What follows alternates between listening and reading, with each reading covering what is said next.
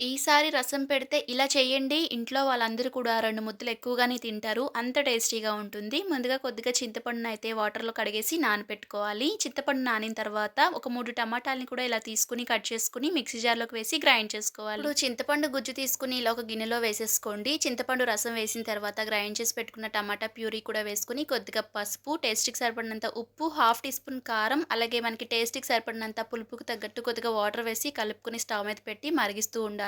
ఈలోపు మిక్సీ జార్‌లోనికి జీలకర్ర, ధనియాలు, మిరియాలు కూడా వేసేసుకొని గ్రైండ్ చేసుకోవాలి. ఇలా గ్రైండ్ చేసుకొని 4, 5 వెల్లుల్లి రెబ్బలు కూడా వేసుకొని ఇలా కోర్స్‌గా గ్రైండ్ చేసుకొని మరిగిస్తున్న రసంలో వేసుకొని ఒకసారి కలుపుకొని 10 నిమిషాల పాటు మీడియం ఫ్లేమ్‌లో మరిగించుకోవాలి. ఇప్పుడు స్టవ్ మీద ఇంకొక పాన్ పెట్టి ఆయిల్ వేసుకొని ఆవాలు, జీలకర్ర, మెంతులు, ఎండుమిరపకాయలు, కరివేపాకు, కొద్దిగా ఇంగు కూడా వేసేసి ఫ్రై చేసుకోవాలి. తాలింపు బాగా వేగిన తర్వాత ఇందులో వేసుకొని 2 నిమిషాల పాటు మరిగించుకొని ఉంటే గనుక కొత్తిమీర వేసుకోండి. చాలా బావుంటుంది. ఇంకా టమాటా రసం అయితే అన్నంలో వేసుకుంటే సూపర్‌గా ఉంటుంది.